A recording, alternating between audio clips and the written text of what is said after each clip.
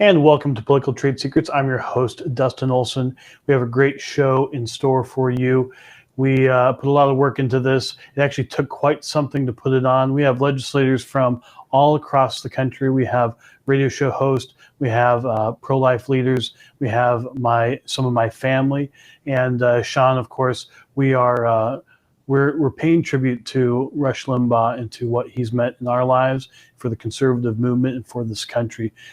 Pretty remarkable thing. This was recorded earlier today. It was remarkable. It took something to make it happen. We had so much interference from the big tech companies.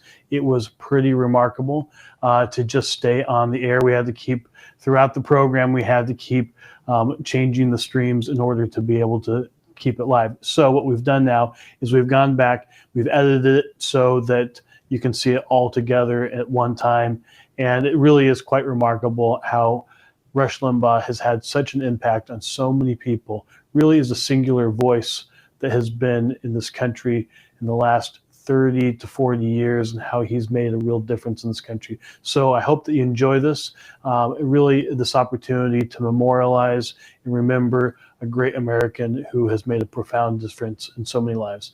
Thank you very much, and enjoy the show. Welcome to Political Trade Secrets, an inside look at campaigns and politics, where we pull back the curtain, look under the hood, and investigate all aspects of politics and how elections are won. Now, here's your host, Dustin Olson.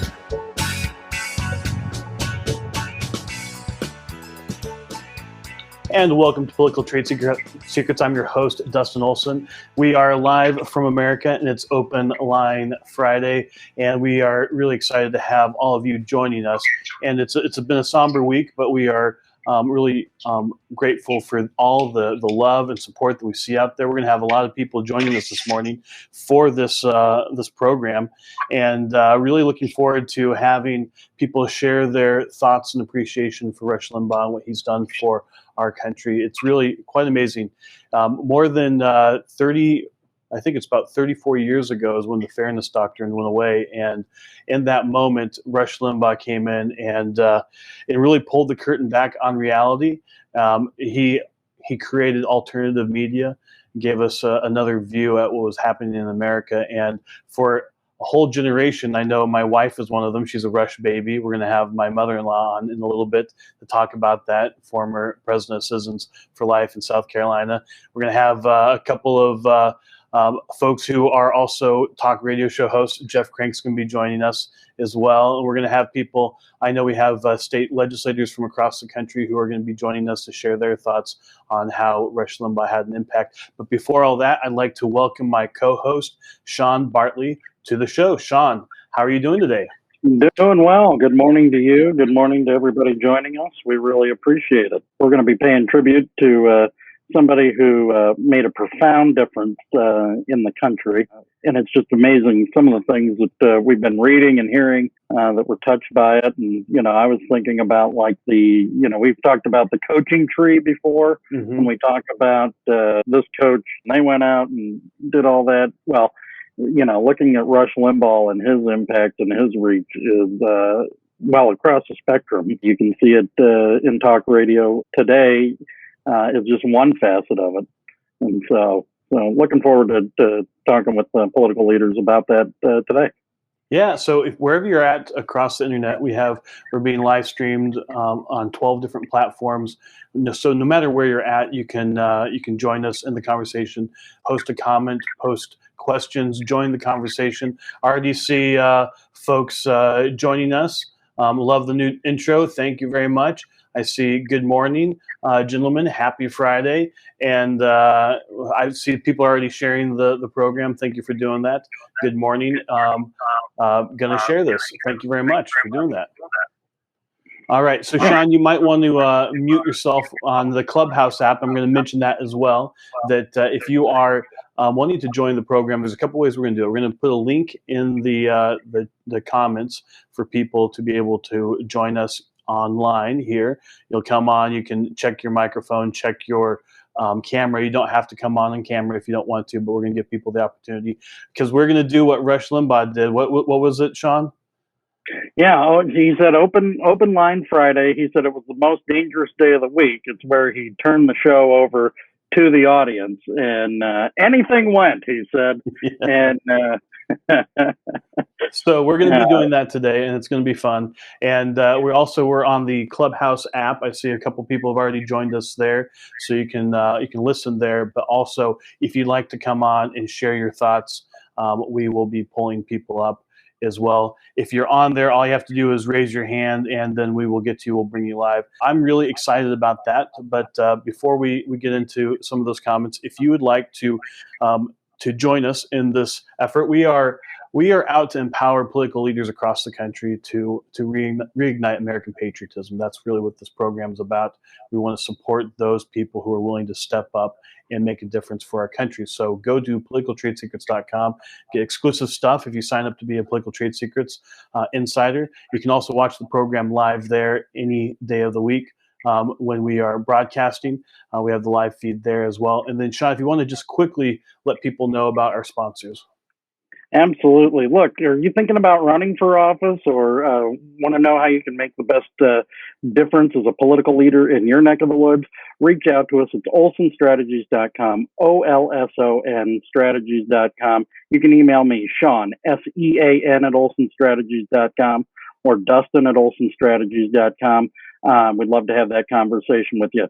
We're also proud to be sponsored by Grassfire. What do? It's all of the one-on-one, human-to-human interaction that campaigns have with voters. So canvassing, petitioning, live calling. It's www.grassfire.us. They also fuel 10centtexting.com. This is your way to connect with voters right where they are on their mobile device. You can have an image, a GIF, or a short video, and be able to connect with your constituents, connect with your voters right where they are. So don't miss this opportunity. 82% of people open every text message they get. So make sure that it's impactful, it counts, and use 10centtexting.com. Awesome. Well, thank you for that, Sean. And what I want to do is bring in Jeff Crank, who is a talk radio show host. He's done a lot of different things in politics and really is a political leader for our country and has really made a difference and has a great program on Saturday mornings on KVOR in Colorado Springs, Colorado.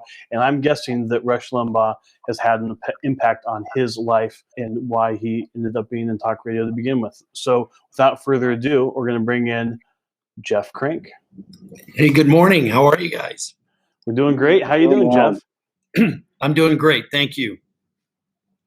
Well, so what are your thoughts? What are your memories, your the impact that Rush has had on you? Well, the great Rush Limbaugh. Where do you start when you talk about someone who has done that program for as long as he did in a free market environment? And that's what people have to remember. This is the man who he really saved AM radio. It was dying, and he saved it. And that wasn't like a month or two ago. That was years ago, decades ago. Saved an entire medium. I think the fact that this podcasting medium is here today is in large part because of Rush Limbaugh and so many other mediums. And as someone who, I guess, to me, the impact of Rush, I became probably, a talk show host. I was just drawn by that medium because listening to Rush Limbaugh and the impact that he had. And, all of us who do this, look at it and we all, let's be honest, we all want to be Rush Limbaugh. We're not Rush Limbaugh, and there's never going to be another Rush Limbaugh. But it's because of him that we were all inspired to get into it. Yeah. Well, that's it definitely has had an impact on me. One of the stories that I've shared a few times on our program is that I grew up in Lyman, Colorado, down the road from Colorado Springs, where you're at, in a very rural community, and we listened to 850 KOA. It's where people used to get the farm report, the weather, everything, and my mom would turn it on at like 6 in the morning, and it'd be on all day. And she says that it was intentional because about the late 80s, Rush Limbaugh started being on. And I would come home for lunch every day from school, and it would just be on. And it definitely had an impact. I think she was trying to brainwash me and to make sure that I ended up the way that I did, and it had a real impact. It is really why I developed a conservative point of view. I was in my local hometown paper. They did profiles of different kids in the high school, and I remember I put as my hero was Rush Limbaugh. And that was like my junior year of high school. So it definitely had a big impact on folks. What do you think? What do you think is going to be the future of talk radio with his voice no longer being on the air? I know at least for the time being, most stations plan to continue kind of carrying the best of Rush and filling it in. There's a void. I mean, there will never be another Rush Limbaugh. And I think you'll have a whole host of folks that rise, to a certain level. It'll be a little bit more balkanized, I guess, to use an old term from back when. But there'll never be another Rush Limbaugh that has that kind of impact. And one thing I really wanted to make sure, I've really learned I've done my show now for 13 years. Did radio probably 8 years before that too. It's such an interesting medium because you don't have facial expressions. You don't have so many ways to communicate. You just have that voice and the inflection that you use in your voice. And Rush Limbaugh was the master. I mean, he was just the master of it. He had the ability to communicate through that microphone and form a bond, not with an audience, but with a listener. And, with each and every listener who felt that they were their friend. And, I know personally, I think of times where people will come up to me and start talking to me about something as if they're my best friend. And I'm kind of stunned. I'm like, gosh, who is this person for a second? And then I realized that I talk about personal things on the radio, and I can't imagine being someone like Rush Limbaugh who had more personal friends around the country than anyone probably in the history of the world. Yeah. I mean, if you think about it, it's just really remarkable. Yeah, I never got to talk to the guy. I never was even able to call into the show or anything like that. But Yet had a profound impact on me, and I consider him a mentor in my life. And Dustin, you felt like you knew Rush Limbaugh. Yeah. Even though you'd never met him. And that it's for someone to be able to do that is just it truly is remarkable. And I'm sad for what could happen. One other quick thing, the cochlear ear implants, imagine that. I mean, that would have ended the career of anyone else. And yet he found a way to get around that because of his love for the cause, his love for the medium. Just a hero. Yeah. Sean, do you have any questions? Yeah. What you just brought up is really, I was thinking about that and what you were sharing, which is so true. Like the only interaction you have is by voice and inflection and really being able to get that. And here was a guy whose hearing was an issue. I mean, just the ability to really tap in a medium where you gotta be able to hear on the other end and hear how you're landing it really just goes to the remarkable nature of the guy. I mean, it was just incredible. And it didn't fall off. His ratings didn't fall off when that happened. They grew. He went on more stations after that happened. And in a free market system, that's the other thing we've got to remember.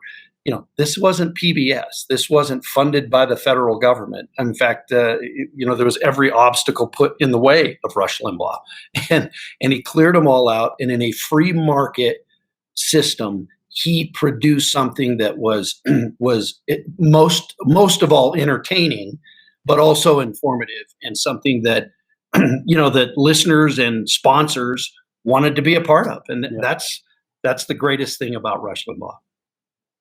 Yeah, it's pretty remarkable. He could keep people's attention for 3 hours. Think about that: 5 days a week, 3 hours for 34 years, something like that. Some crazy number. That is somewhere between 25 and 30,000 hours of being on the air. Yeah, it's incredible. I mean, I do it. I've done a 3 hour show. I, for a while, did a 4 hour show once a week. And that's taxing. It takes a lot of work, a lot of prep. I just can't imagine the work that he did, but it just showed the love that Rush Limbaugh had for his audience, for the cause. And he held, the thing I loved about Limbaugh, he held everybody accountable the same. I mean, when Republicans did things that they shouldn't have, Rush Limbaugh was the person that sort of took the ruler and smacked him over the knuckles. And we've lost that. We've got to figure out a way to get that back. Yeah, there's definitely somebody who will need to, or a group of people have to pick up that legacy. And the thing I was struck, there's many years being in professional life and just having a lot of campaigns and whatnot. It takes a lot of time. I didn't get to really listen to him for quite some time, but in the last year, in particular, have gone back to trying to listen to episodes, and it's really one thing I've been impressed by in the last year is knowing that he was going to pass, that there was an expiration date, as he said, that there became almost a spiritual nature to the show, and him talking about his faith, and it was even more personal than it had ever been. Had you noticed that in the last year? Yeah, I had, and I'm I think anybody who gets close to that moment and they know that the end is coming gets that way. It was a special thing, I think, for him to be able to share that with his audience, and a brave thing. Such a brave thing. I mean, how you can reflect on your life and a great life like Rush has had, and talk about that. I'm kind of a softie when I talk about my kids or my wife or whatever. I kind of start choking up. Rush never did. He was too professional for that, but yeah, I mean, I did see that and sense that, and I think he felt the sense of sharing that with his audience, that it would bring comfort to lots of people in his audience, and that was a great thing to bring to them. Yeah, he really shared himself out there, and you felt like you knew him. As we were talking about earlier, and I think a word that is not used much to describe him, that I think really hits the nail on the head, is he was a professional, and there was a professionalism about it. And you just, I think people thought, oh, because he's funny, which he was, and he seemed to be having fun with it, that it's a word that didn't get used much. But I mean, he was a consummate professional when it came to actually delivering. He really was. And over at where I work at Cumulus Media, and there's so many people who've been in the radio business forever, and Rush is the standard. I'll never forget I still get them, air checks, and the bosses in the radio business will say, hey, you ought to do this, and it's always, you ought to do this, listen to Rush and see how he does it.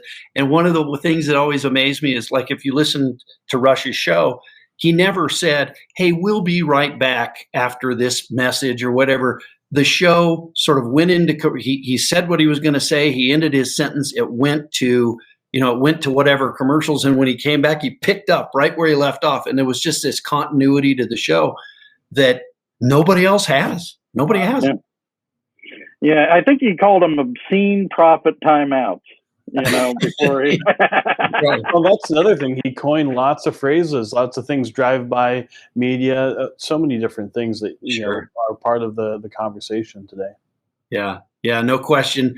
El Rushbo will be missed, and I mean, there's just no way to say it. And there's such a void. We all kind of wake up, and you see some of this terrible stuff that's on Twitter, and you just think, gosh, did your parents raise you? Raise you right? I guess not. But you see some of that stuff. But there's such a void, and there will be a void. And again, it can't be filled by one person. And I think everybody understands that. Yeah. There was a moment in time that he was able to, as I said at the beginning, pull the curtain back on reality. He was the first real alternative voice to what the mainstream media was presenting, and it happened at a specific time. I think the fairness doctrine going away was a big part of it, and things just opened up. And he was the guy who stepped into that void at that time, and has filled it for 3+ decades. And now we're where we are, and who knows who it could be. We have Donald Trump, who's left the national scene, and Rush Limbaugh at this time, and it does kind of seem like the conservative movement could be rudderless for a time. What advice would you have to conservatives and Republicans and folks on the right here in the coming years?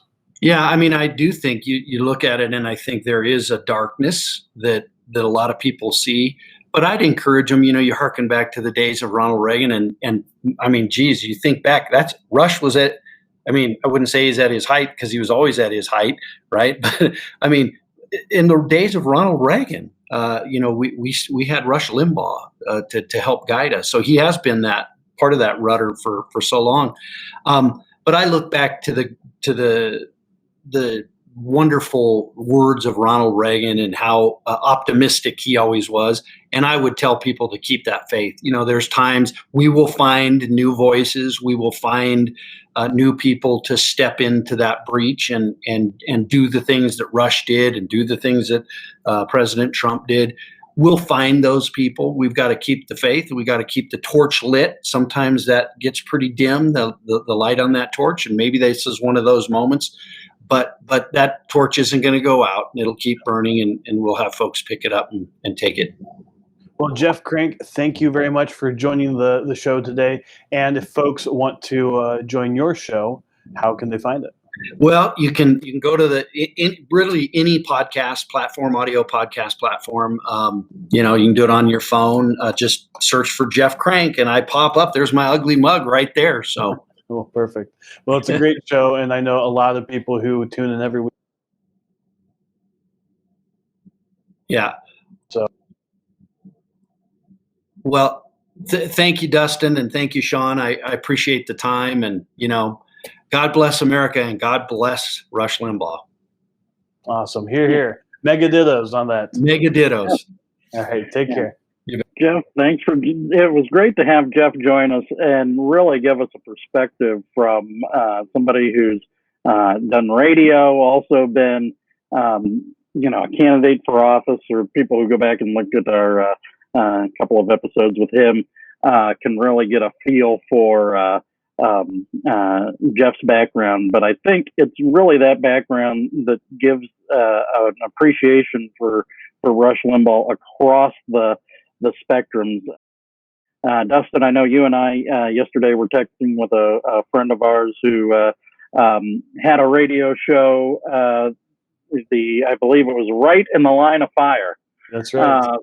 And he said he wished he could be on today, but he wanted to share, that it had an impact on him. Here he was, a young conservative. It was a project that he had, and he basically took on that same format to do that. So it was really at age really great. Who was that again? That was David Myhall. So David Myhall in Youngstown, Ohio. And yes, he started being a radio show host, and that's pretty remarkable. Yeah, and it's one of the things that we see is that especially. And we saw it, really in the Trump years in particular, but you started to see these areas that weren't necessarily, that voted Democrat, but weren't necessarily liberal. That's when they started to change. You would have people who were working all day. You mentioned that your mom played the radio all day, and people were out there listening, and then they probably found out that hey, I'm not a Democrat. And you just think about the profound difference he had, but you think about places like the Youngstown, Ohio's of the world. So you kind of look at that, and that used to be these strong Democrat strongholds that are now becoming conservative, more conservative, or voting Republican. I think they were always probably fairly conservative. So just seeing a real change in there. A different perspective. Exactly. So I'm going to pull up this comment from Naomi if you want to let people know what she had to say. So wherever you're at on the internet and you're watching, feel free to post a comment, a question, join the conversation. Post your thoughts about what Rush Limbaugh meant to you. We want to include your thoughts as we remember him today. Yeah, so this is great. So have you seen the cartoon with Rush entering heaven, and he is handing the gold microphone to Saint Peter, saying, "Returning my talent on loan from God." I think that characterizes humble spirit for sure. I will miss Rush for sure. Naomi, thanks for sharing that. Yeah, that was a Gary Barville cartoon. He was a former cartoonist for the Indianapolis Star. You know, we've been getting some other quotes here from folks just saying what they've missed, and one of the things that we mentioned, so the talent on loan from God, you know, broadcasting with my brain tied behind, half my brain tied behind my back just to make it fair. He had a lot of quips. So in my life, one of the things that really made a difference with Rush, I got to know him through my grandpa would listen to him all the time. He had the radio on during the day. I remember going over to his house or being in the car with him. He'd have the radio on during the day, and then after Rush, and then, you know, Hannity, you know, later on was over. Then he also watched the Rush television program, but he would tape it every night and then watch it the next day. So it was really a great opportunity to get to know not just Rush, but really get a connection with my grandpa. So it was one of the things that really shaped my life, and getting to know Rush through my grandpa there. You know, Ben Shapiro had a great 6-minute tribute with the people from the Daily Wire. Ben Shapiro, you know, has really shaped a group of young conservatives, and it's really out of being shaped by Rush Limbaugh, which is pretty amazing. This has been an excellent conversation so far. I heard you mention Ben Shapiro. He is, I would say, one of those people who's going to be filling that void. And he is really gives the opportunity for moving into a whole new realm of media. He's one of those people who's pushing that envelope. I see we have another comment from Women Reigniting American Patriotism. Rush made politics interesting, and he could turn a phrase like no other. He managed to make his audience laugh through very serious politically reporting in history. I loved, quote, Slick Willie, statement which reframed President Clinton's presidency. And that is true. He had all those turns of phrase, and they really did affect how people saw things.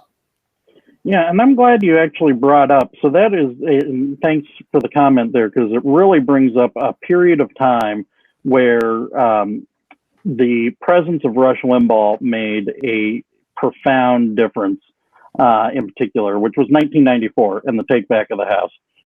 Let's just take a look at it. Prior to 1994, the idea of Republicans having the majority in the House of Representatives was crazy talk, is what it was.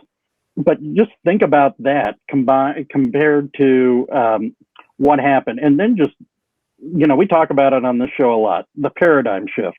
Mm-hmm. Like, basically, two people were talking about winning back the House in the entire nation, and it was Rush Limbaugh and Newt Gingrich. That's it. Nobody else was talking about it. Some said, oh, you know, there's some sort of wave happening, but maybe no. They said, we're taking back the House. And people said, that's crazy talk. But, and then they took back the House. And then it was just expected. Oh, yeah, Republicans win the House of Representatives. That's just what they do now. And maybe that's where their majority is going to be forever. It was the conversation in 1995.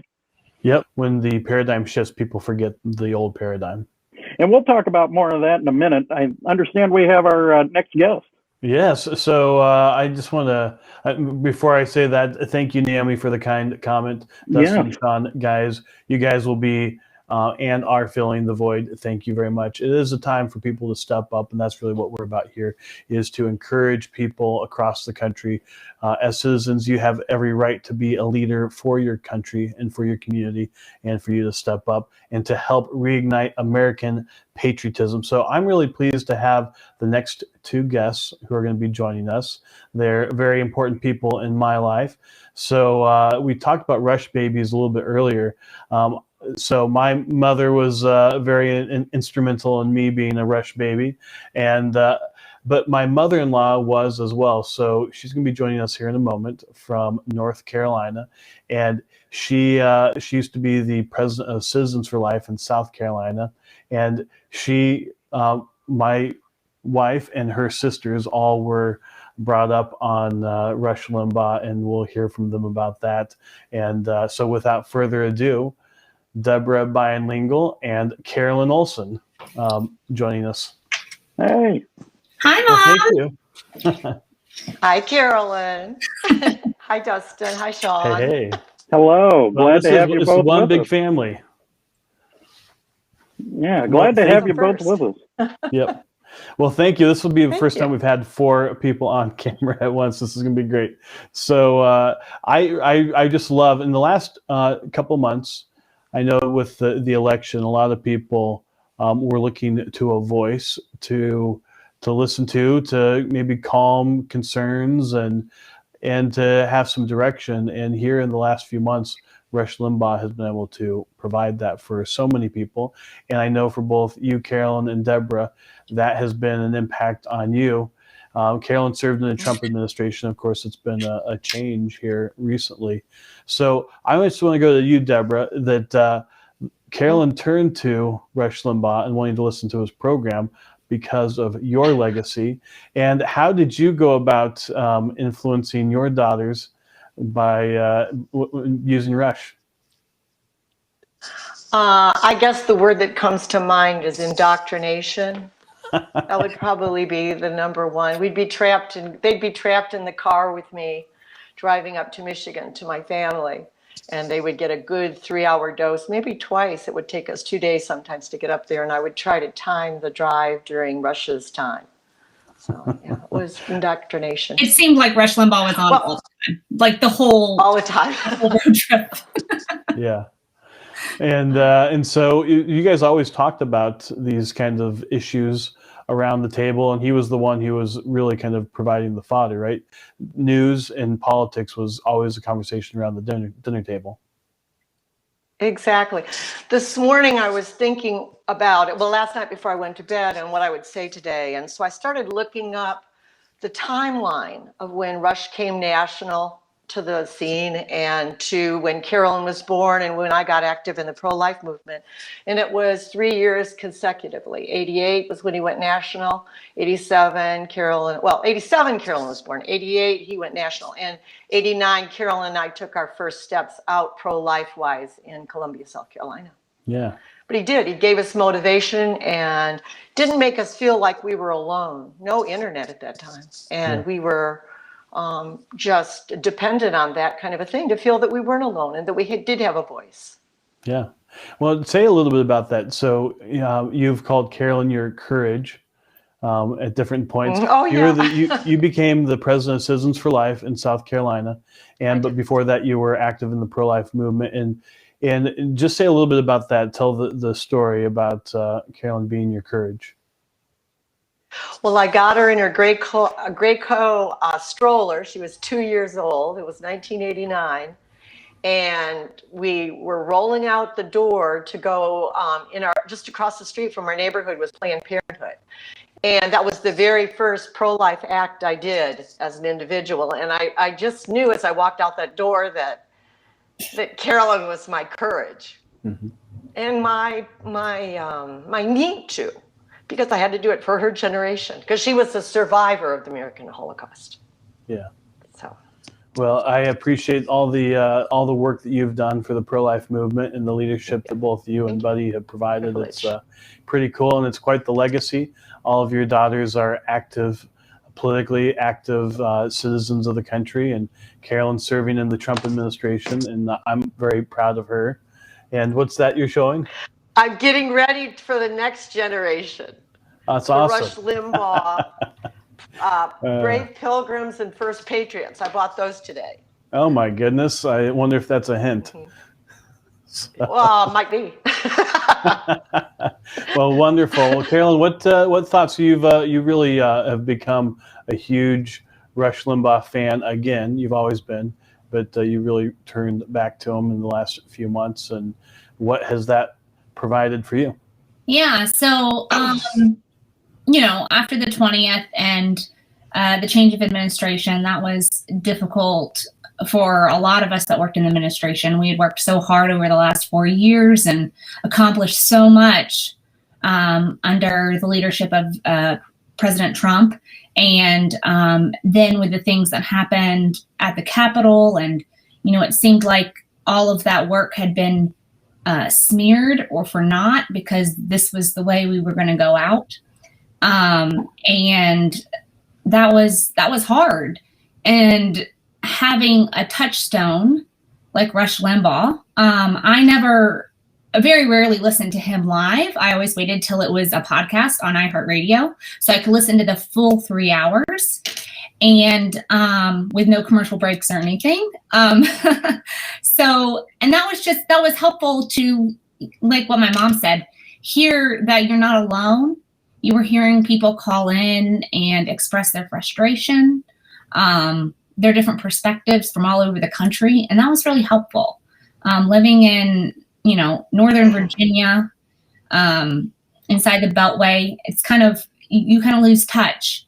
And so that was something that was really, I appreciated a lot. Wonderful. Well, any last thoughts that the two of you have that you'd like to make sure people know about your appreciation of Rush Limbaugh and what he's meant for this country, and for what really what you're looking for your conservative leaders going forward? I just think we were very blessed as a nation to have him, and that it's not gone because he's gone. Yeah. And I think you guys said this on a show the other day about his 30-something years, his career, and how influential he was through so many different times in our country. Whereas most presidents don't have that influence, and how he evolved and adapted to what was going on it's going to be a huge void. And I think there's some big shoes to fill. And I think it's probably fair to say that, like Jeff said earlier, there's not going to be anybody that replaces him. But to keep the faith. Is the Maharishi, the El Rushbo, America's Anchorman, and really pretty remarkable person. Well, I want to thank you both, and for that I've been able to our families could come together, and we all love Rush Limbaugh. I know my mom's watching as well. She's not as interested in talking publicly, but I know she she loves Rush Limbaugh as well, and it's something that's brought our families together. So thank you very much, and love to you both. Thanks, guys. Bye. Thank you, Sean. Thanks for joining us, guys. Bye-bye. Really appreciate it. You're welcome. Bye-bye. It was great having them on, and I would venture to guess your favorite Rush baby on. So exactly, that's absolutely right. It's pretty remarkable. I'm a little bit older than her, but that she has been Rush Limbaugh was on the air for her whole life, and that's pretty remarkable to have that kind of a voice. And you think about that for folks, the Democrats that we were talking about earlier, people who. Like Youngstown, Ohio, and we were talking about our friend David Myhall, who had a radio program there, that Democrats had not heard another message before. And then all of a sudden he shows up and people are hearing something totally different. And so, Sean, we have someone else joining us here in a moment. I'd like you to introduce our next guest. Yeah, so our next guest is North Carolina State Senator Ted Alexander.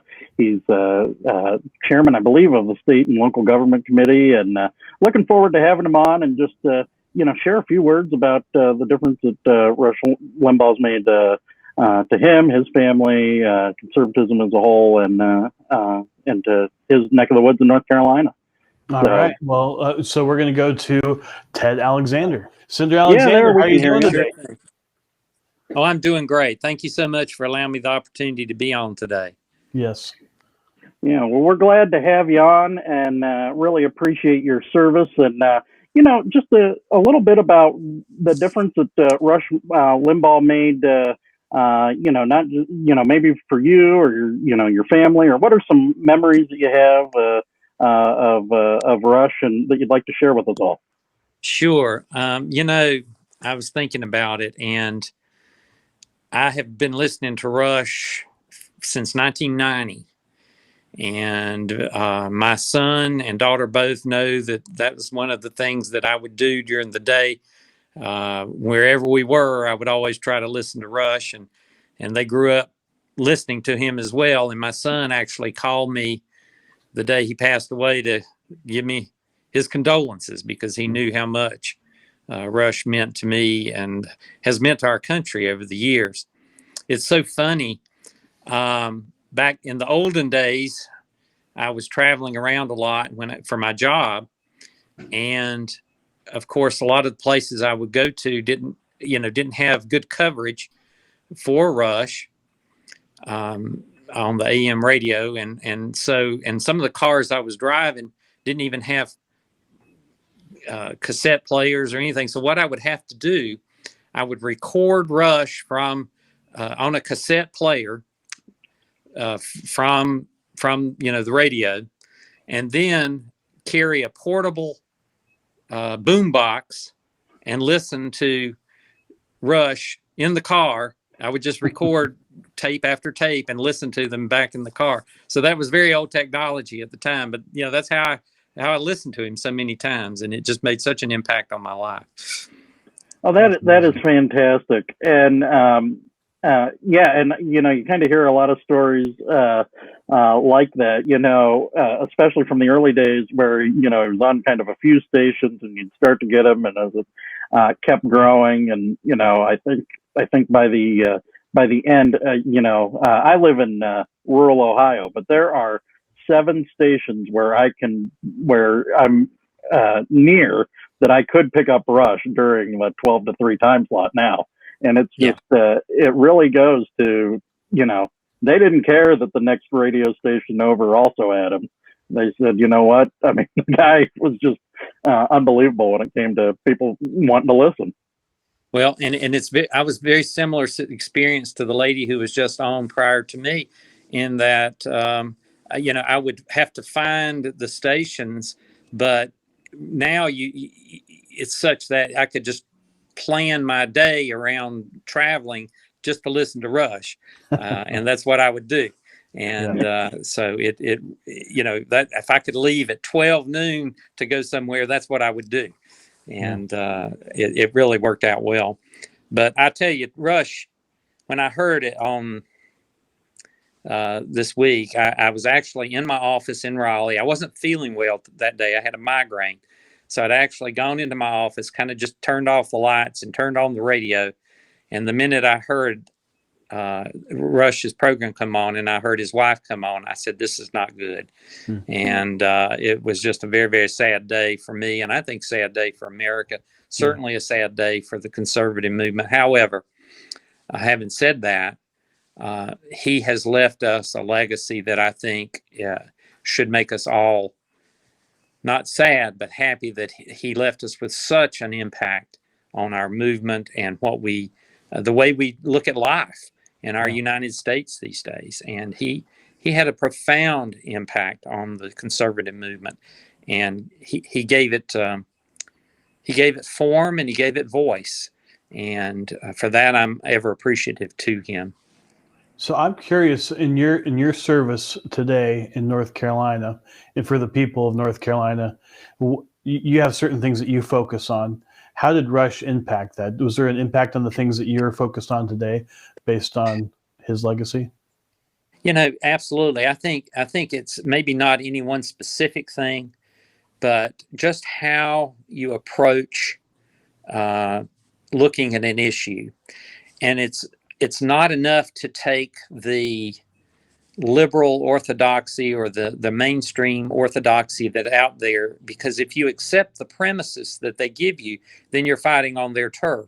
And what he did was he helped us to turn it on its end, and to make us aware that the way that it's presented isn't always so. In fact, he wrote that book, The Way Things Ought to Be. if you remember that. And I remember reading that book, and it was an eye-opener because it really kind of helped you frame how you approach an issue or approach a particular piece of legislation, not just to accept what we've been told by the mainstream folks. You know, you really hit the nail on the head there. I think it's so critical what you can see from really looking at that lens, and I think that is something that Rush Limbaugh gave us in particular. Was prior to that, think about this. So prior to that, it was Walter Cronkite just telling us that's the way it is, and the mainstream media liked it that way, where the way it was however they told us, and Rush Limbaugh really changed all that, and gave us a completely different perspective, or gave a lot of folks a completely different perspective to be able to say, yeah, you know what, it's not the way, CBS, ABC, or NBC portray it. And I think we're seeing that even more today. You're exactly right. And he did it in such a positive manner, too. Now, I know there are a lot of folks out there, haters and so forth, who feel like he was negative and so forth. But he was positive. He was positive for our country. And he always thought the best of our country. And that, I think that threw people off. But it helped, I think, a generation of folks listening to him to understand that the good things about our country that we were not hearing from other sources. Yeah, that is a great point. He really was a positive. He was entertaining, and he really brought the conservative message in a way that millions of more people could actually digest it, get it, and say, yeah, that's what I'm about. Which, I think really shaped a whole generation. So, well, and there were so many times when, during some of the elections past, that where, I think back to the McCain the election when McCain ran and the election when Romney ran, and we needed hope. And I knew that, of course, those were not always, the 100% perfect conservative candidates. But Rush was able to take that and say, look, we still have to, we have to look at what we can do. And when we lost those elections, he was always there at the end to make us look. It's not the end of the world. We're going to be able to overcome this. We can continue to work and to fight for what we believe. And he did it in such a positive way that I turned to him oftentimes when it was times when they were when I was down, and when I think some of the country was down about things. He always had that ability to make us say, hey, we can still do this, and we're still America, and we're still great, and there's so many opportunities for us to continue to make an impact for the good. It really makes an impact, or made an impact on my life, that's for sure. Absolutely. Well, Senator, we really appreciate you coming and sharing with us today. We're glad to have good conservatives like you serving in the legislature to really help continue this fight. And we're seeing it in state legislatures all across the country. So we're very thankful for that. So thanks so much for giving up your time coming on today and sharing with us about Rush and the impact on you and your neck of the woods. Thank you. It was my privilege to be here. And thank you for giving me this opportunity that I would not have had otherwise to pay tribute to one of the greatest American patriots ever. Thank you. Yeah. Well, you're welcome. Thanks so much for coming on. We really do appreciate it. So. Here's what President Trump had to say. He said, Rush is irreplaceable, unique. He had an audience that was massive, and he could just get on the show and just talk. But he really did have an impact on it. We heard from some other folks like Bo Snerdley, who was his producer for many, many years. He called him a second-generation founding father. And we're going to go ahead and take some comments here from folks out there as well. Naomi said, I believe I'm Carolyn's mom's age, as well as Mark and Cindy Olson. It's hard to not wonder how this country would be in the future. But then I reflect on the Dustins, Carolyn, Sean, Ben Shapiro's, Candace Owens, Jenna Ellis, Kaylee McEnany, Sarah Huckabee, and so on. There is hope in our future. I stand on this, and I sleep better at night as well. So go get them, kiddos. Well, thank you for that. That's a very nice thing to say there. We do appreciate that. And then this is from Women Reigniting American Patriotism. Rush channeled what everyone was thinking and said it. He made political incorrectness correct. He was definitely a Yoda. That is a great point. He really said what people were thinking. So really appreciate that. Also from Women Reigniting American Patriotism. I love this quote from Rush.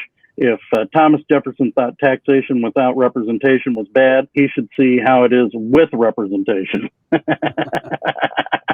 That was great. We've got another great guest coming on. It's State Representative Ken Upchurch from Kentucky. So Representative Upchurch, we're so glad to have you joining us here today. Glad to have you on. Appreciate you joining us from there. In Kentucky. And so we just want to, give you a couple moments to share like the difference that Rush Limbaugh made. I know you've had a couple of stints, I believe, in the state legislature. So, kind of how you've seen that impact over those times and, but just in the state as a whole and just share some great thoughts. You were sharing an anecdote with me earlier. You can share that as well. So glad to have you on.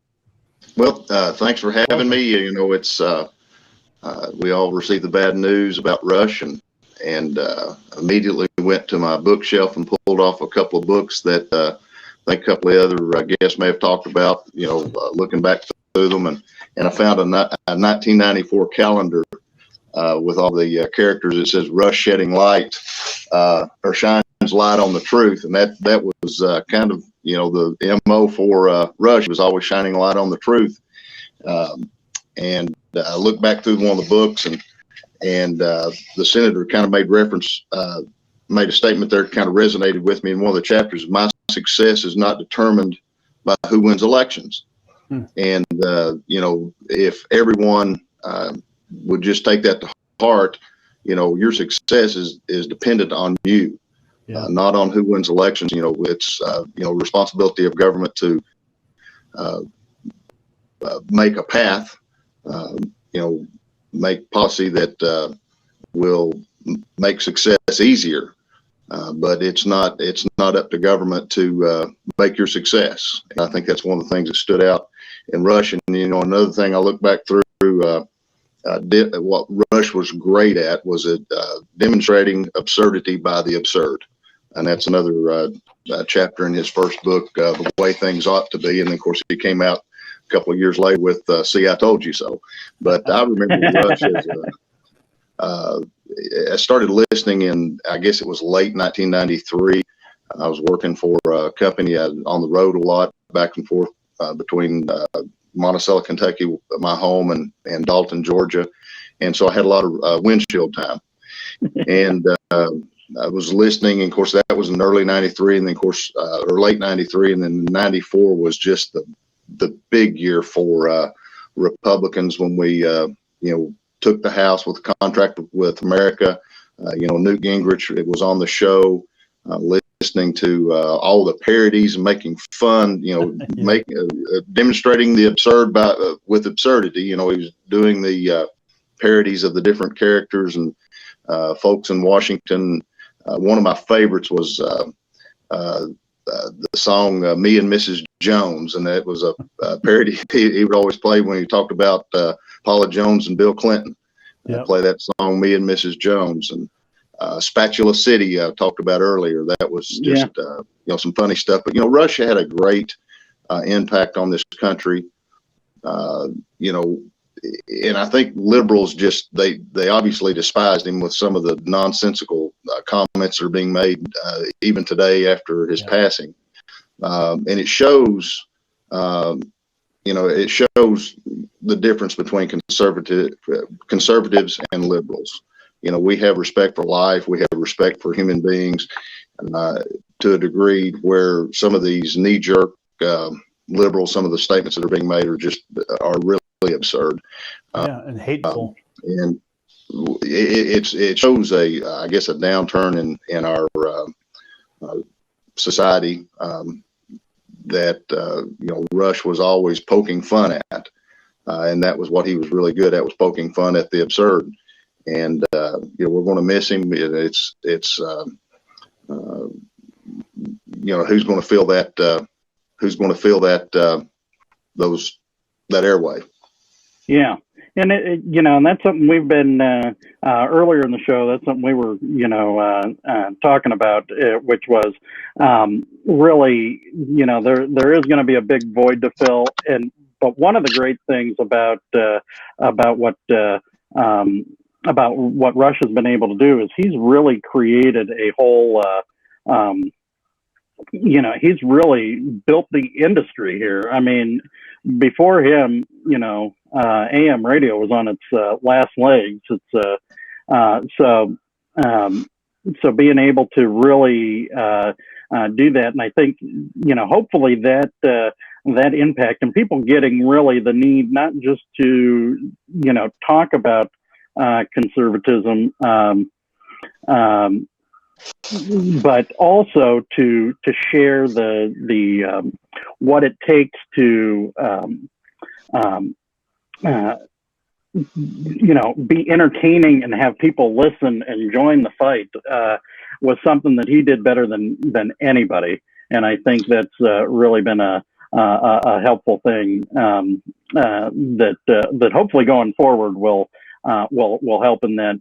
Maybe not on the same medium, but I do think that the people get that there's more to it than that. So, one of the things there. One of the things that Newt Gingrich, you say, he was a happy warrior.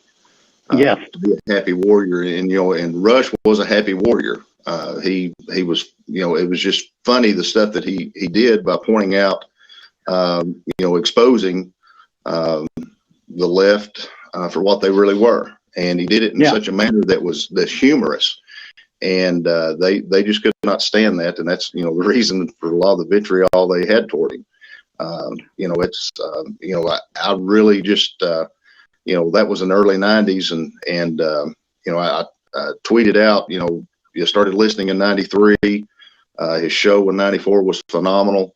And then I went to work for Senator McConnell as a field representative here in Kentucky in 1995. So it was just amazing, the turn in my life that precipitated, because I think by listening to Rush and kind of forming those ideas. Well, and we're talking to a lot of them. I mean, we already had the ideas. He just put it in a way that was explainable. He reduced a big issue down to small talking points to where, the average Joe could really understand it and make sense out of it. Yeah, well, and we've been talking to folks from South Carolina, North Carolina, Kentucky, and we're really looking at states that have had a transformation in the last 30 plus years, where where people were generally conservative, but have now become Republican too, because really in part because of what Rush was talking about and sharing, like, hey, this is the absurdity that you're seeing on the other side here. And so I think that's it's been a critical change, and we appreciate that you've been part of it. Representative Upchurch, anything else you'd like to share in your last moment with us here? Well, I appreciate y'all having me on. We're definitely going to miss Rush. The saying is that I think Mark Twain is accredited with saying that things, if the end of the world ever came, he wanted to be in Kentucky, because things in Kentucky happened 20 years later. In the South became all Republican, and we in Kentucky just in 2016 flipped the House to Republican for the first time in, I think it was 96 years. And so it was 20 years after that fact that Kentucky finally came on board, that people were conservative, but the message hadn't resonated with Kentuckians to the point to where they wanted to entrust Republicans and conservatives with leading the House. But we pulled that off in 16, and I'm proud to serve in that majority. Yeah, well, we appreciate it, and it's important to have a conservative Republican majority in these state houses now more than ever. So we really appreciate you doing it, and thank you so much for joining us today and our tribute to Rush Limbaugh. It really does make a difference. So thank you so much. And thanks for having me. Yeah, absolutely. And we talked about some of the other great folks out there in radio and in television that have come along. In part because of Rush's leadership. We had Mark Levin is one of those folks. He said, I've known Rush for 25 years. I want your audience to know how much he profoundly loved them. An incredibly wise man, a very, very smart man, a dear person. If he thought somebody needed help, he would help them. And, nothing like what the liberal media has tried to do to him. And it has been remarkable. As we've been talking here, we've got some great quotes from folks that have been sharing. Another Rush quote they like, you know why there's a Second Amendment? In case the government fails to follow the first. Enraging liberals is simply one of the most enjoyable side effects of wisdom. And those are really great. So thanks for sharing that.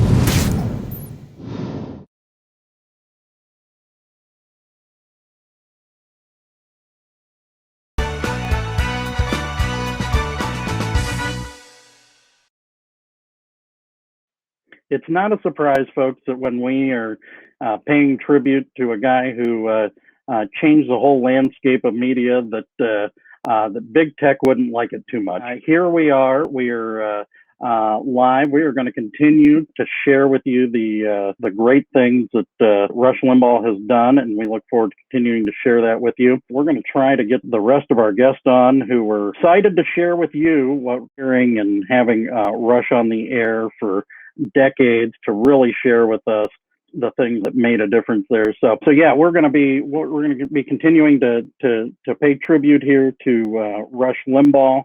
As I mentioned, some other radio folks have been paying homage there. We talked about some of the leaders. George W. Bush referred to Rush as the son of Cape Girardeau, Missouri.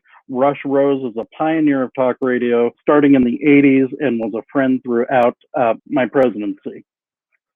As Dan Bongino said, if you wanted to hear what conservatism was all about, there was only one place, and it was on your AM radio dial. Bongino, who also was diagnosed and treated for lymphoma in September, said that Limbaugh's cancer diagnosis was a lifetime journey that made you appreciate and acknowledge how important life is despite the horrible experience of chemotherapy. So he really got to share that too.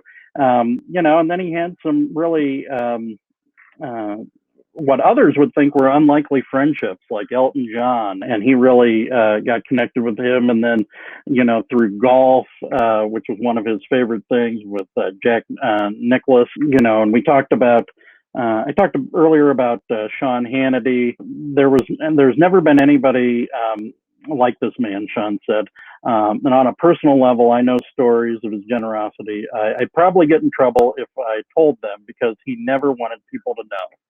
But I knew. And that side of him, we see it once a year. He raised tens and tens and tens of millions of dollars to the Leukemia Society in the course of his life. And defeating that, it was just a shock to the system. I really can't imagine the next political battle without him. And I know a lot of people are kind of going through that right now. Rudy Giuliani said this. My friend Rush Limbaugh was the most influential commentator in the world. He created a whole new genre. A genius, patriot, humorist, great golf partner, and a generous, kind man. We will miss him, but he lives on in heaven and earth with those he inspired. Well, and JT, really appreciate the comment there. You and Dustin will fill the void. We're proud to do our small part in helping reignite American patriotism. For folks, that's what this show's all about. It's what we really love talking about. Something that Rush Limbaugh did, and it might not have been the stated goal that he talked about, but it is something that he definitely did over the years. And I think really just talking about American greatness was one of the amazing things that Rush did over the years. And we are really thankful for that. As we're continuing to talk and and really get a sense here of the gravity of what Rush Limbaugh really meant to so many people. You know, I shared earlier, we were talking about the takeover earlier, the 94 takeover, and this is what Newt Gingrich had to say. Rush never had any sense of presenting himself as an important national figure or heroic pioneer. There was nothing pompous or stuffy about him. He was just practical and down to earth.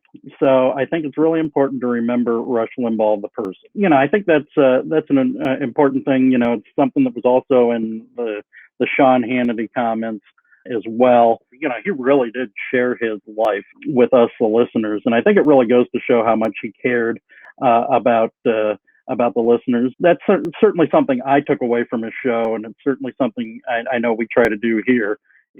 So it's get back at it. Quite the thing. It is remarkable the level of interference that we've been seeing in the last couple of weeks from stuff. When we start talking about really important topics, this is what happens. So, Sean, I know you need to contact the legislators who wanted to be a part of this. This is just one of those things that happens, unfortunately. And we will have all this put together in nicely edited format here later today. But thank you to everybody for your patience with this and for your love of Rush Limbaugh and how he's made a real difference in our country. I really appreciate the comments that you've been reading from various folks. And it looks like we might have Richard on. Representative Holtorf of Colorado. He represents, I believe, the part of the Eastern Plains there. So we are really glad to have you on this morning. And thanks for bearing with us as our tech overlords saw it fit to move us around. So we're really glad to have you on. So thank you for the invitation. Yep. I will tell you, I don't know if Amazon or Facebook somehow is trying to run interference on all the good conservative comments. My aide and I were joking about how you, maybe Jeff Bezos heard you were doing this program and decided to get in the middle of it. So we worked through the technical issues. I want to thank everybody across the country. You know, we have lost a great man, irreplaceable conservative leader in the nation. I represent House District 64. There are 9 counties across eastern and southeastern Colorado, all very rural, all very agricultural, small farm towns just like we see all across the Midwest. I will tell you, they're people that believe in God, guns, and the freedom and the Constitution. And we know that Rush Limbaugh would continue throughout his decades of commentary. He would continue to remind us what we as conservatives believe in and try to share that with everybody that would listen. I will tell you, I started listening to Rush in 1994. I spent some time in the military, and I spent 3.5 years overseas from 91 to 94 stationed in Germany in the U.S. Army. And when I came home, I really didn't know who Rush was. And working on a cattle ranch and a farm out in eastern Colorado, I spent a lot of time in a pickup and spent a lot of time in a tractor doing what we do out there.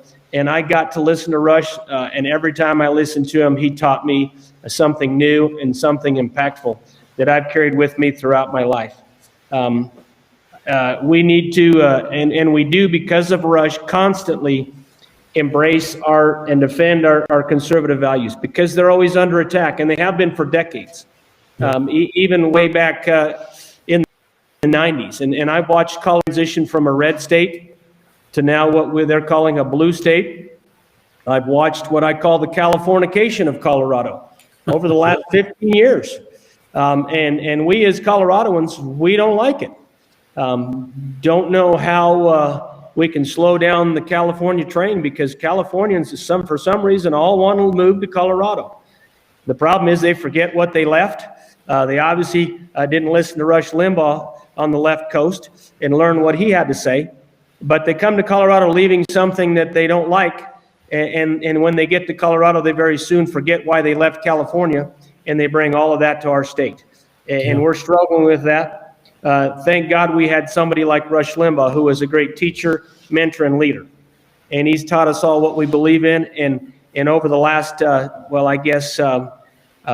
25 years, he has taught me what it is to be a person that represents conservative values at our state capitol in Colorado. And we constantly fight the leftist, the socialist, and the liberal movement that has encamped in our state and apparently isn't leaving. Well, thank you, Representative, for your service and for picking up that legacy that Rush Limbaugh has provided and taking real action to support that. I'm a Eastern Colorado kid myself. I'm from Lyman, and we have quite a few Eastern Colorado folks who watch our program, and a lot of ranchers and folks who really appreciate the good work that you and your colleagues are doing to stand up against what feels like a blue wave in Colorado constantly. It is demoralizing for those of us from rural Colorado to have experienced such a shift in our state. And it's great to have people like you who are still standing, still fighting, still showing up, still stepping up, regardless of however many Californians might come to our state. Well, Dustin, and thank you for that. And oh, by the way, Lincoln County and Lyman is in my district. So that's interesting factoid there. Yeah. And also Lincoln County, it's pretty western out in Lincoln County. There's a lot of God-fearing, gun-toting, independent-minded farmers and ranchers that believe that the Constitution means what it says and says what it means, and it isn't a revisionist document that should be retooled, rewritten, or reinterpreted. So I appreciate all the folks in Eastern Colorado, and I do fight for them every day, and I do it with pride. And believe it or not, it isn't difficult for me.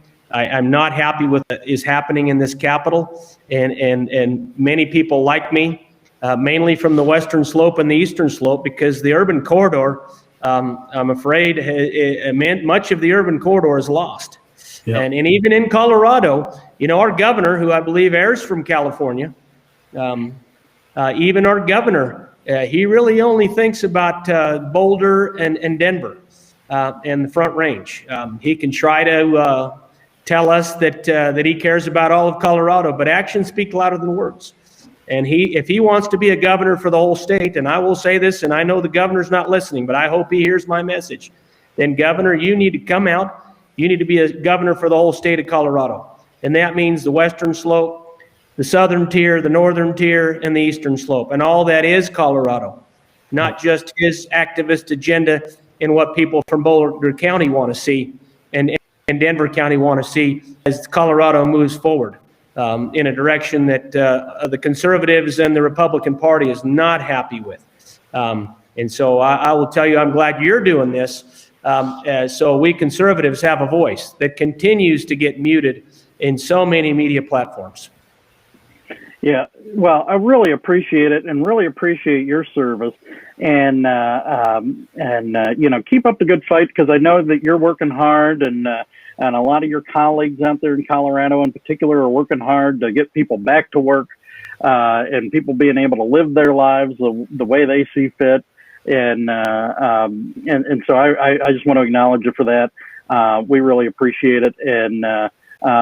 And it's going to be in state legislatures here where the fight is taken, and we see the future here, especially as we look to the next 2 years. So really appreciate your service and willingness to serve and be under the Golden Dome there and fight for folks. And yeah, here's a quote thanking you for your service. So we've got folks that are weighing in, so they really appreciate your service. Yeah, and I think we had a comment earlier from one of the ranchers in your district who's a big fan of the show. So thank you for your service, and thank you for everything that you're doing for the conservative cause and for being a political leader who's helping to reignite American patriotism. That's what we're about here, and you are the one on the front lines doing that, so thank you.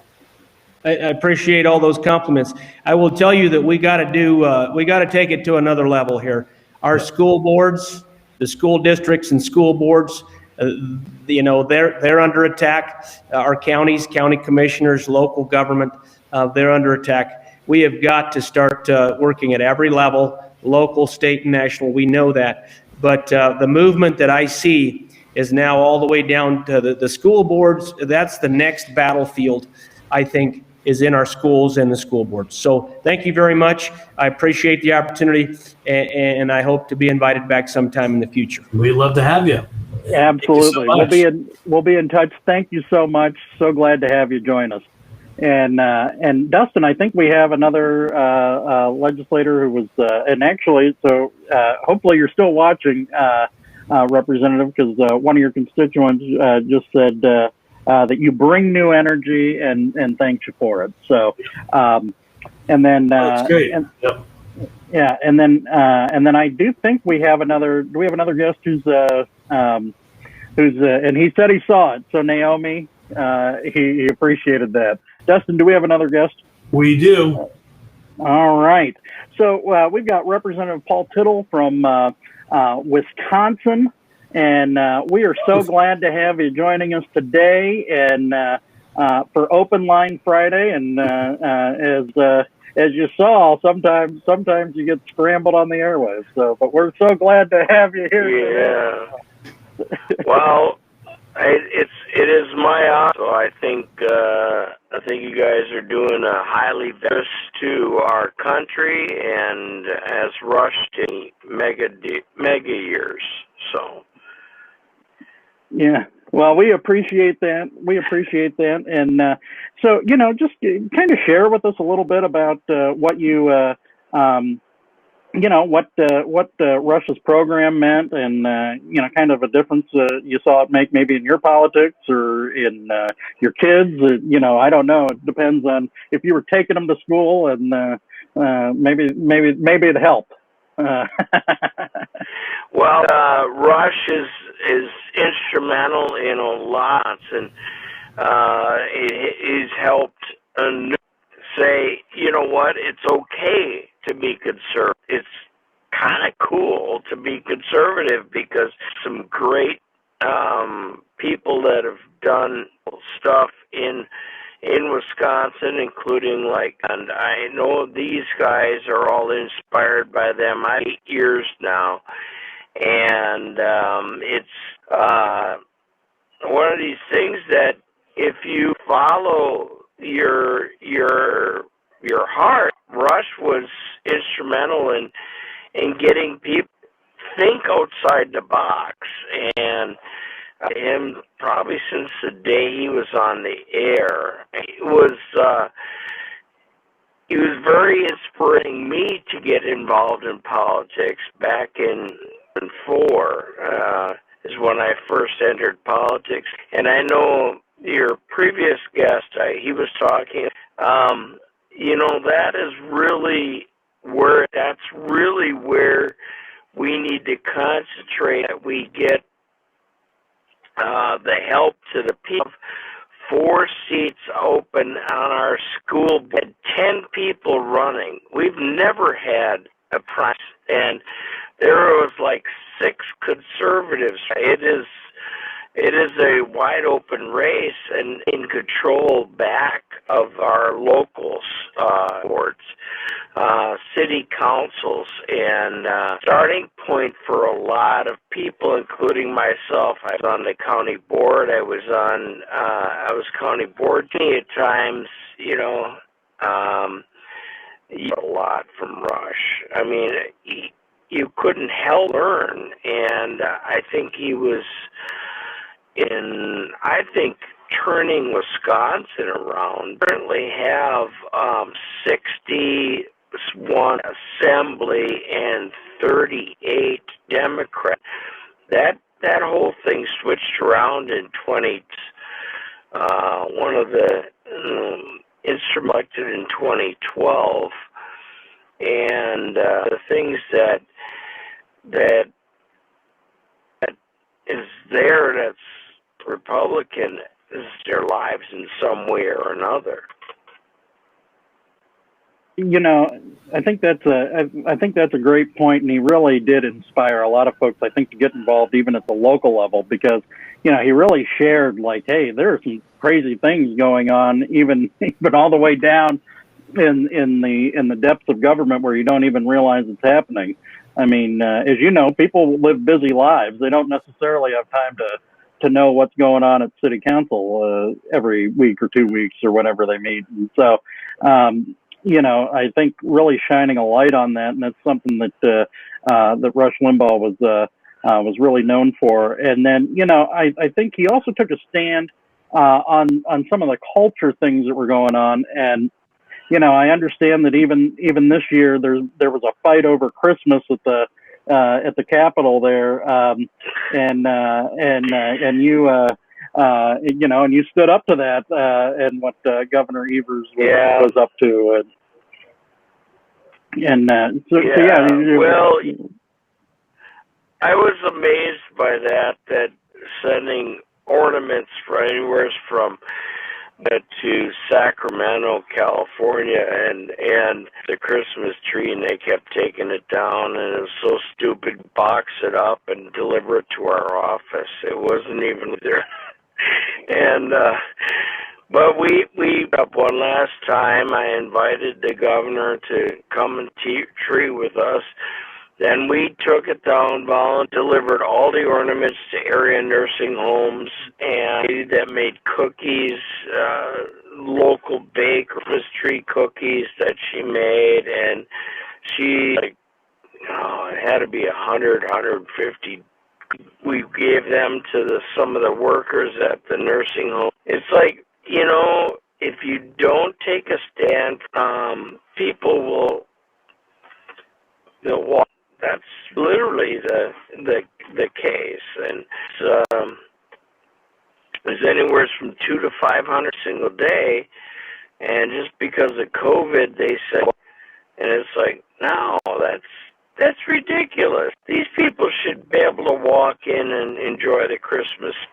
Myself and another representative, Shasar district, north of my district, different times, and they took it down twice. We took it down the third. I don't know why such a controversy, because it should have been nothing. In Pennsylvania, there was they left their tree up. So. I think your willingness to just stand for that. I think it really embodies what we've seen in the last 20, 30 plus years, where conservatives are now willing to, we're going to stand up for these things. And so I want to acknowledge you for that. And it's going to be, I've said it a few times on this show, but it's really going to be the state legislatures that are going to be making the difference here. And so we appreciate what you're doing to help keep, get Wisconsin open again. And that's where the leadership's going to come for these things. So thank you so much for that. Yeah. Well, I will tell you that when I first got elected in 20, Republican to represent the city of Manitowoc, and so we enjoyed tremendous support from the public, and it's very humbling at times to realize how many people are in a corner. And but thank you that are going to continue the tradition, and sorely missed. And I'm hoping that a good replacement, and I don't know if they have yet. Yeah, well, we don't know of what they're going to do. In fact, we had somebody on at the beginning of the show who said what they're doing right now is doing some best ofs of Rush, and going to do some stuff like that for a little while. I think the whole medium is going to be trying to figure out what next. And it is really a sign, though, when somebody was just such a huge figure and all that. So yeah. But just think of what the birth. Go ahead there. It's an opportunity for new leaders to step up and for new voices to like we talked about Ben Shapiro earlier. There's going to be younger people who it's time to step up. Rush has been carrying the water for so long. It's time for other people to do so also. And you Shapiro, the Mark Steins, the Hannitys, how all of these people have been raised with Rush Limbaugh, and he inspired them in another direction as well. And I mean, don't have all of that without having Rush on the air. You really don't. Mm-hmm. Yeah, that's absolutely true. Well, we really appreciate you taking a few minutes to join us today, and thanks for sharing that with us, and thank you for your service there in Wisconsin. Yep. We really do appreciate it. Thank you, Representative. Well, thanks. You guys keep it up, and okay? All right, thank Will you. do. Appreciate it. All right. So, Bye-bye. Bye-bye. So, well, that was really awesome. I really appreciate all the representatives and for them staying on, even with, he mentioned Jeff Bezos. Yes, Jeff Bezos is definitely behind all this ridiculousness. It is remarkable. It is, we've been talking to some of our tech friends, people who are active across different disciplines and specialties in the world. And there has been a general view in the last about month and a half that the internet is kind of angry right now. And it seems to be that a lot of tech companies are doing updates. There's a lot of attempts to moderate comments in different ways and to monitor what's being said so things can be shut down. I mean, it sounds a little bit conspiratorial, but the truth is just this is what people are dealing with right now. There's a lot of things that are happening, and you just never know if it's that or if it's just technical problems, but we have experienced quite a few today. And this is some of the comments that people made earlier is, guys, don't let big tech deter you. Thanks for finishing the show. It'd be easier to surrender, never surrender. And then they tried to shut Rush down too, and he persisted. Please continue. Yeah, that's the thing. He really provided that kind of leadership. He provided that somebody could become too big to cancel, and that's who Rush Limbaugh became. Yeah, and I think that's a great point because they really did try to cancel him. They wanted to do it through legislation. They wanted to, basically say the free market couldn't do it. But he really did. He was a voice for capitalism, is really what he was. He took a medium which was, on its last legs at best, and he really transformed the whole thing. And it's and it's not just I think we think of him and we think about the conservative talk radio format, but even sports talk really generated out of this. Like, oh, you can talk about things on the radio? Like, who knew? Yeah. So I think so I think you can see that even in guys like Clay Travis who are out there. And we forget about his crossover, into the ESPN team for a moment. Short-lived. It was. And then now they're fully woke. But exactly. Makes it hard to even pretty watch. Gross. I haven't watched that for quite some time. Well, it is. You think about back when he first got started. He was a DJ, and I think people are being reminded. It was great hearing. One of the representatives was talking about reading all of his books back in the day. And Rush hasn't written a book for decades now, but his books really were kind of laying down the thought and the conservative philosophy, and it really made a difference for a lot of people. But he also told his personal story, and he was fired 7 times from radio stations. He was a disc jockey. He loved rock and roll, and yet he spent a lot of time talking on the radio, and the station managers didn't like that. They wanted him to just play music, and he just persisted. And he really goes to that unique kind of singular character of people who are trailblazers, that he knew exactly what he wanted to do, and he was going to do it. And if they fired him 7 times, he was going to keep doing it until eventually he found a way to actually do talk radio, and he had the opportunity to actually just talk. He really was pushing it for a long time. Any of the other tributes that we didn't get a chance to? Do we get Dave Rubin and Tucker Carlson? Yeah, so these are some of the people. I think you may have done Ben Shapiro's. These are folks who really are, I would say they're in the running to be part of the the next generation.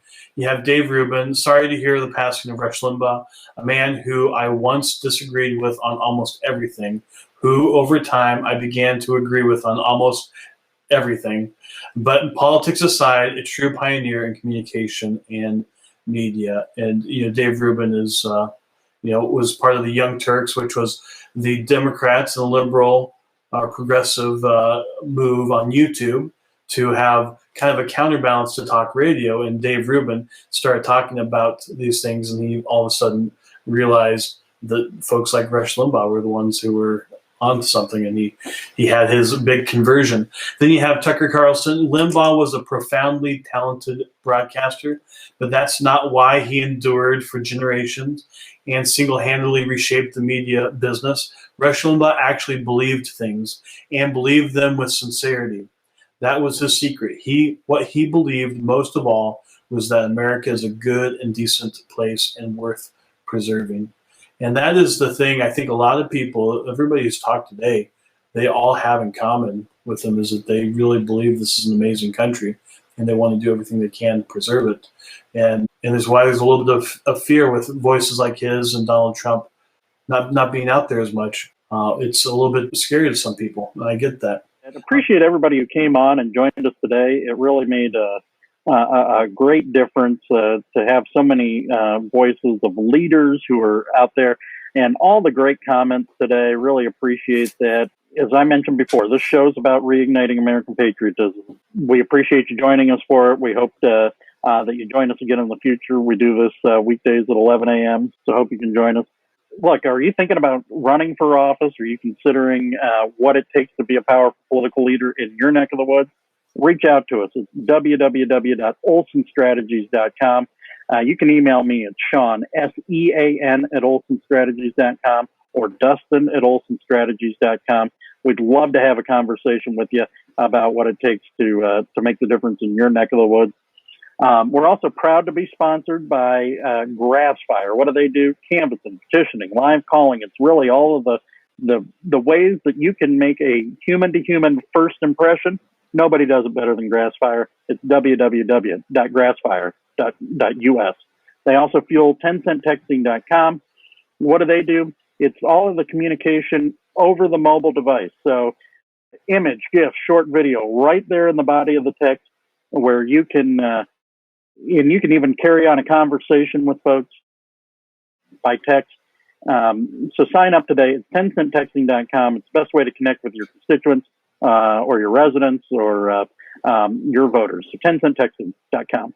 All right. Well, thank you for sharing that, Sean. And if you are wanting to be part of the conversation at a higher level, if you'd like to join us, get exclusive stuff, you can go to politicaltradesecrets.com and sign up to be a Political Trade Secrets Insider. We would, if crazy things happen like today, we can send up the link and send you to politicaltradesecrets.com so that you can actually watch live and just be in communication, because it is a different time. We have lots of different things we're trying out. It's really a great way to be in the know, on the inside, and to make sure that you're part of this movement to empower political leaders who are out to reignite American patriotism. And to do that, one of the things that we really do appreciate that people do is everyone who has joined the Share Force.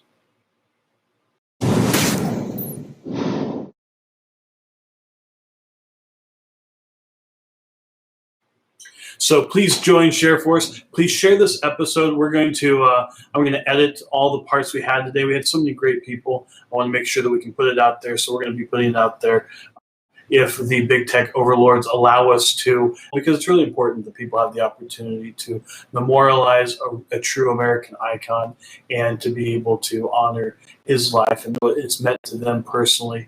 I know it's meant, Rush Limbaugh really is the one who got me very interested in politics, helped educate me on the issues. One story I didn't get a chance to mention earlier is that, and hopefully Chuck Pierce watches this at some point, but I was a house painter and oftentimes a barn painter in my high school and in college years. I worked for Pierce Painting there in Lyman, Colorado, and as I was there a little bit, I was kind of the crew leader, and I was the one who would lead the crews.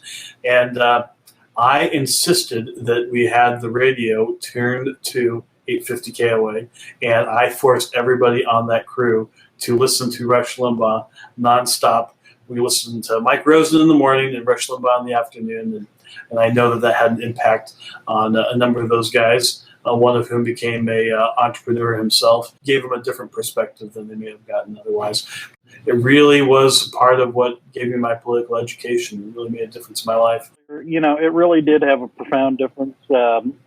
Really taking conservatism and making it entertaining and interesting, and it's more than white papers.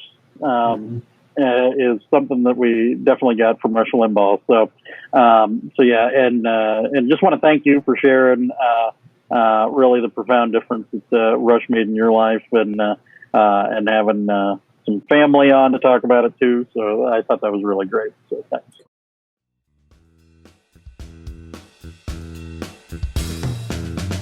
Join us next time by subscribing on iTunes and get show notes and sign up for our newsletter at politicaltradesecrets.com.